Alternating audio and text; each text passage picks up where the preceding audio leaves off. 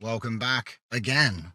And today I want to show you the update or part of the update. We're going to have to do this in a couple of videos. This is going to be the update for DJZ-Nodes. We're looking at image size adjuster and image size adjuster v2. Now, what that does, before I forget, hit that bell. Now, where were we?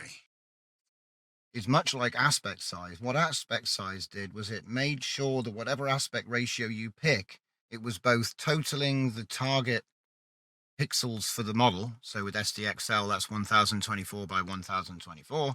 And then it would also find the safest height and width that was divisible by 64 closest to that number. And what that made sure was that you would have a tight 64 by 64 divisible grid that's being processed.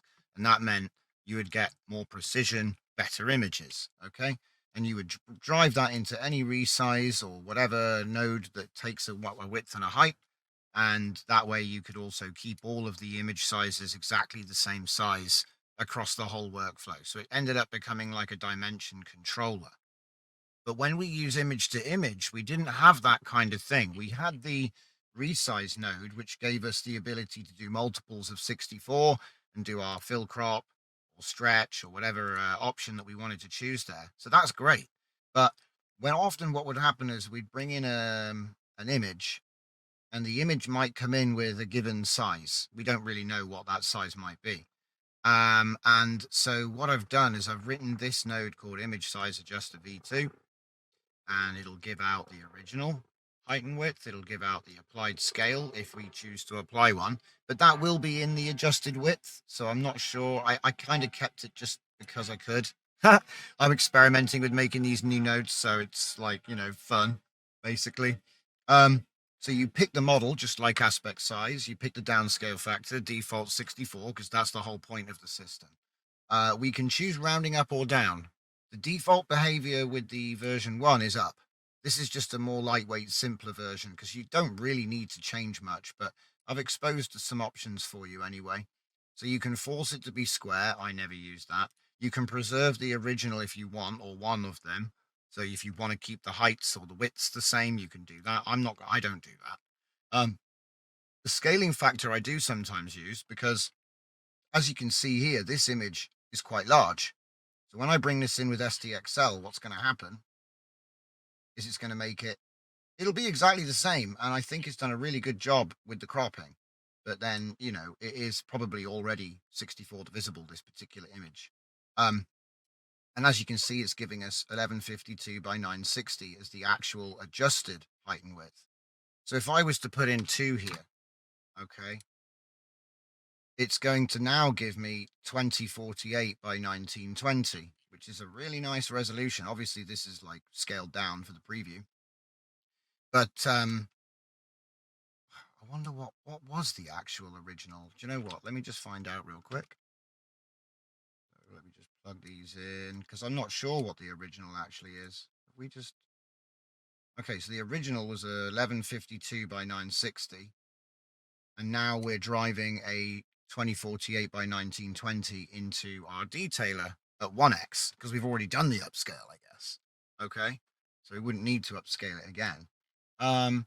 But like I said, this is quite an interesting thing because it can take a rough crop and it'll get it to the best size, and then you can obviously choose whether you want to do stretch or crop. It does require.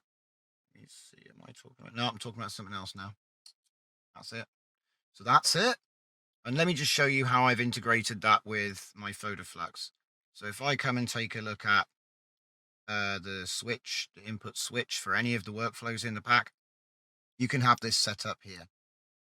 Obviously, that's a one-to-one image, right? So it's not an example or anything. I would actually put it on nearest, and I would actually put it on fill crop, I'd probably put it on fill crop because it's going to find the best dimension closest to what it is. So then some clipping may occur, but only when you've got a really weird shaped image. If it's close to a good aspect, it's going to automatically find the best aspect ratio. That's the whole point.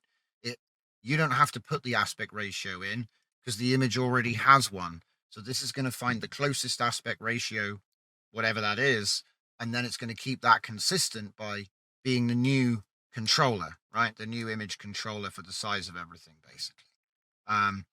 So that is pretty much all I've got to tell you about this. So it is an image based, and I want to thank the guys in the Discord, because one guy's been DMing me about this, and the code is the same. So if you take a look at aspect size and then you take a look at image size adjuster, it is literally an image version. And there was another guy in Discord, to his credit, who pinged me about it, and that's what gave me the inspiration to actually jump in and get it done. And his name was Thought Fission. So thank you, my guy. Like I said, people, you should ping me about stuff, because I might get inspired and just have a go, and you never really know what I might turn up. So that is the short video for image size adjuster and image size adjuster V2.